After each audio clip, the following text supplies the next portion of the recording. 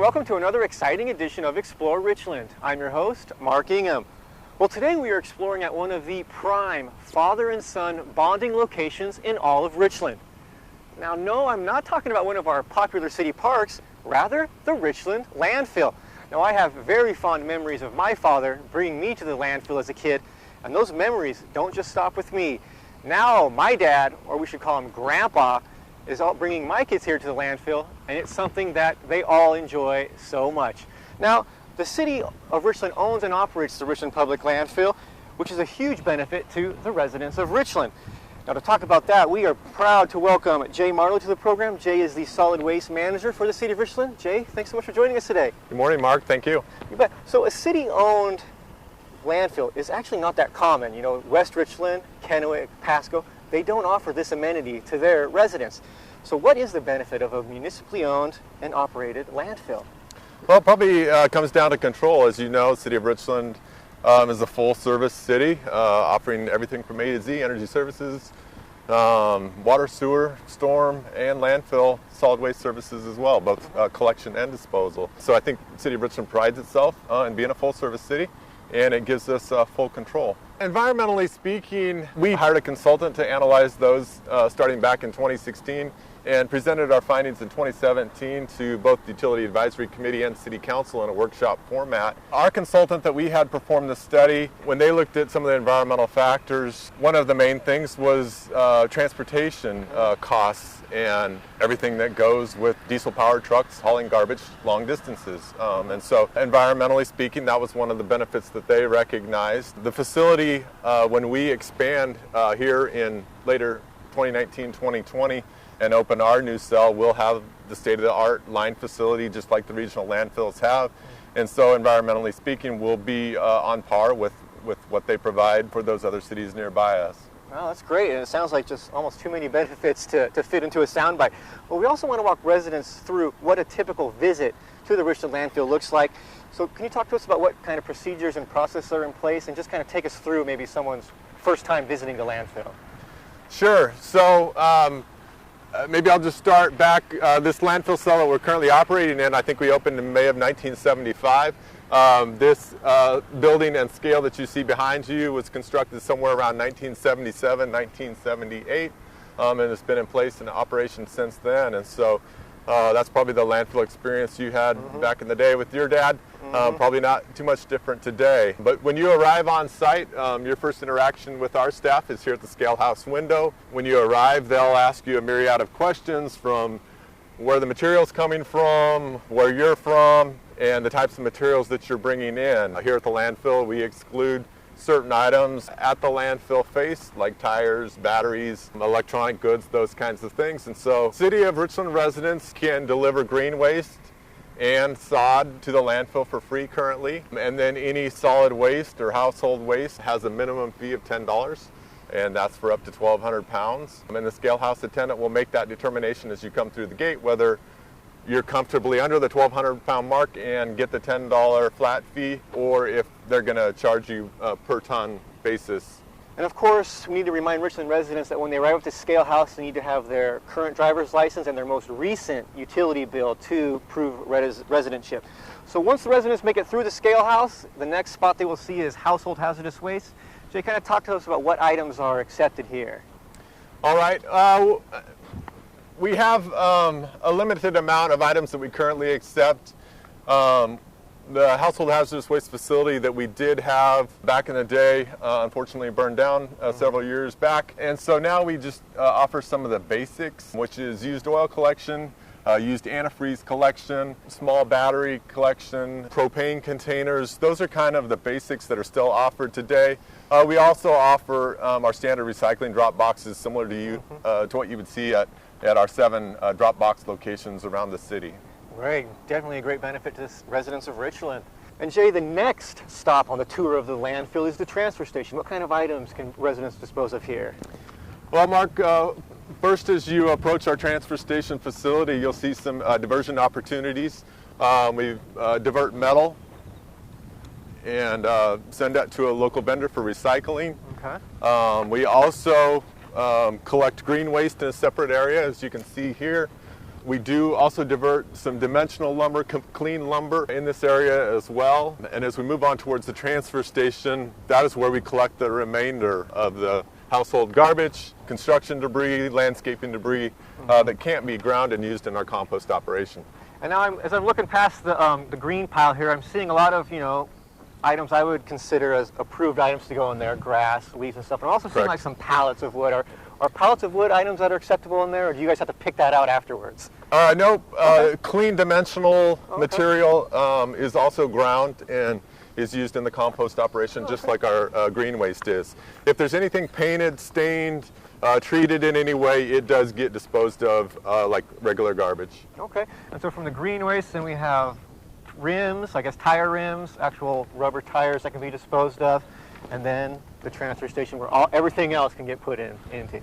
That is correct. Tires are not allowed in the landfill, and so we separate them here as well and haul them to a vendor in Eastern Oregon for final disposal. But yeah, once you put material in the containers here at the transfer station, it's been screened both at the scale house like we previously talked, by the transfer station attendant that will help you here at this building, and at that point we know it's ready to go to the landfill face and be disposed of. Wow, and now Jay, very orderly, very methodical, very thought out. When did separating and diverting materials here at the landfill become a priority, and what was the goal of that effort? Yeah, so we really put some emphasis on it back around 2010 to 2012 time frame. I think at that point we could see the end of time coming, for, so to speak, for our existing 46-acre landfill cell. At that point, we knew we wanted to conserve space and conserve the life of that 46 acres that we had available to us at that point. Its current fill date is projected to be early 2020. And so earlier when I talked about some of the consultant work that we had performed to evaluate our disposal options moving forward, it was at that point that we settled on landfill expansion here at our current facility. It helped us get to this 2020 mark, this diversion effort did. Without it, we would have been doing this, 2, 3, 4 years ago. And diverting and separating waste streams didn't stop here at the landfill. It also started out at residential. Back in 2010, the City of Richland launched a green curbside yard waste collection and the blue can, the commingled curbside recycling. How have these efforts helped extend the life of the landfill? They have definitely helped, like you say. In looking at our annual report numbers from last year, we landfilled about 57,000 tons, and we diverted about 22,000.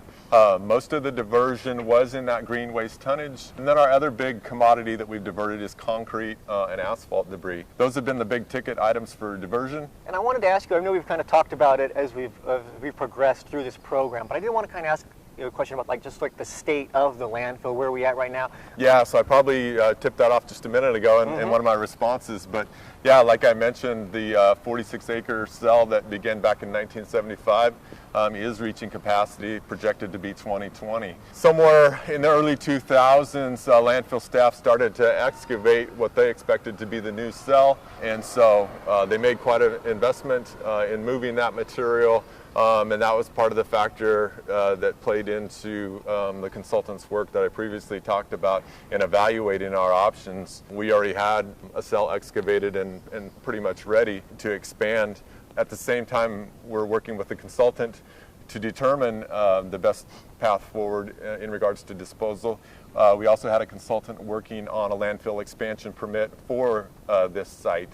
And we knew that having flexibility was going to be best for us, no matter what way the consultant's determination came out, whether it was the transfer station long haul, we would be ready for that. If their decision was to landfill here on site or expand our existing landfill, we would have that permit in hand and be able to do that as well. And so those two things kind of came together, like I mentioned, late 2017 with a final conclusion, recommendation, and then presentation to the Utility Advisory Committee and City Council. Right. I find the landfill fascinating. I find how cities are able to handle their garbage fascinating, and maybe it's something that most residents maybe don't even think about. They just put the can out there and the garbage truck comes to take it away. Can you talk a little bit about the science, or like how we, the science of the pit? Like, in the 70s, I believe there was a different process for how things were handled at the pit to what we're doing now to what's going to happen with the new cell. Can you maybe talk a little bit about some of the science of the pit and how we store or get rid of our waste? Sure. I would say, this 46 acres that we've been working on since 1975 is essentially an excavated hole in the ground, and not a lot of effort was put into managing the material and extending the landfill or improving compaction of the material going in. And in today's world, we have landfill compactor that's running 8 hours a day, placing the material as densely as possible to eliminate future settlement of the cell, to maximize our airspace. And so handling and processing of material has probably been one of the biggest things. The second piece would be the liner systems associated with the new regulations. Our landfill expansion will obviously include those elements. A multiple liner system and a leachate collection system, and leachate's just a fancy word for water that's come in contact with waste. We'll have a system for collecting that water and treating it. So great. Well, good stuff. And Jay, thank you so much for coming on the program and talking with us about the landfill, the state of the landfill, and some exciting times coming for the landfill in Richland as we open up a new cell somewhere around 2020. We want to share that the Richland landfill is currently operating under its summer hours, which run March to October. In that time, the landfill is open 7 days a week from 8 a.m. to 4 p.m. And remember, the landfill is always closed on city-observed holidays. And of course, if you have any questions regarding the Richland landfill, they would love to help you out. Give them a call at the phone number below, 942-7498. Now, if you would like any more information on anything City of Richland related, we strongly encourage you to visit our webpage at the link below, www.ci.richland.wa.us. And don't forget to follow us on all the popular social media platforms. You can find us on Facebook, Twitter, Instagram, and YouTube. We're always sharing tons of important information on our social media platforms. Now, I'm going to see if someone will let me drive that huge tractor. Let's go ask. Jay, what do you think? No, Mark, I don't think Not you're the big qualified. tractor? How about this? Okay, Will this do? okay, the little Bigfoot John Deere 4x4. All right. I'll take what I can get. All right, here we go. Let's see if I can even start this thing. All right. Well, thanks for joining me on this edition of Explore Richland. To the pit. I'm in neutral. Oh, here we go. Yeah, baby.